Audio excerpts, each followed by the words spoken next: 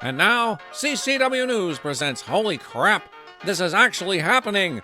Boomers, Blockheads, and Buffoons edition, July 30th, 2023. I'm Chuck U. Farley. The big news this week is that, as promised, Joe Biden cured cancer.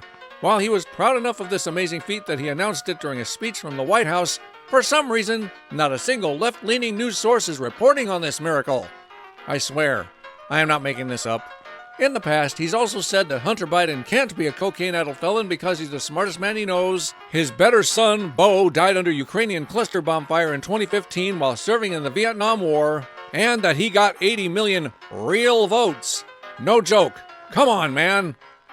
In unrelated news, the smartest man that King Brandon knows was not able to sweetheart deal away felony gun charges by simply declaring, "Do you know who my father is?" At least temporarily, that is.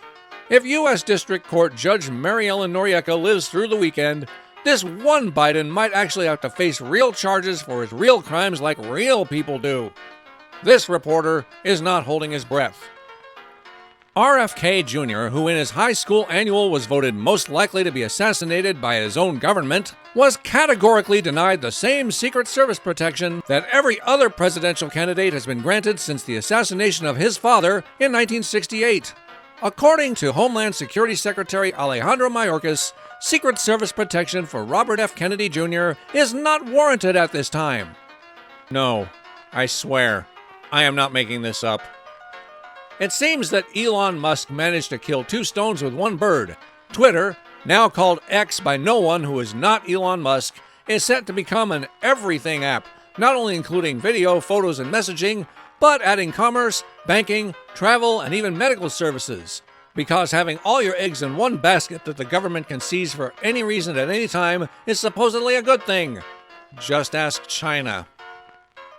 Pedophile Kevin Spacey was acquitted of all 7 counts of sexual assault in a British court because it was his birthday. Oh, and remember, it's okay if he sexually preys on young boys because he's gay.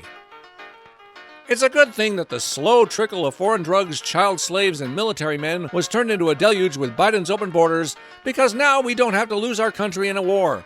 We simply import, recruit, and train our new overlords. The best part, for them, is that they don't even have to become citizens or speak our language. In fact, you may lose your position if you don't speak their language. No, I am not being hyperbolic. It makes sense that our nation was taken over by foreign invaders because voters on both sides of the aisle are either too stupid or too lazy to run viable candidates. Our entire country is now engaged in rampant elder abuse and ruled by a cabal of the literal brain damaged. Outside of the usual mumbling and sniffing of the Putin-pleasing Pudding King, the word salad shooting from dynamic duo of Feinstein and Fetterman, and the drunken race baiting from Pelosi and Harris, the world got to witness Mitch McConnell's brain completely disconnect from the modem and shut down. Instead of taking the obvious stroke victim to the hospital like normal, decent human beings would do, his handlers simply reset the router and propped him back up behind the lectern so he could finish the press conference. In a time with computers that can process more than 1 quintillion floating point operations per second, we're governed by a room full of Altair 8800s. Speaking of slow processors, Democrats were so terrified of learning something true about gender reassignment surgeries from practicing doctors that they dramatically fled a D.C. hearing they themselves set up to learn about it. They then blamed Trump, who wasn't present or part of the hearings in any way, for turning the hearings into a circus. I swear, I am not making this up.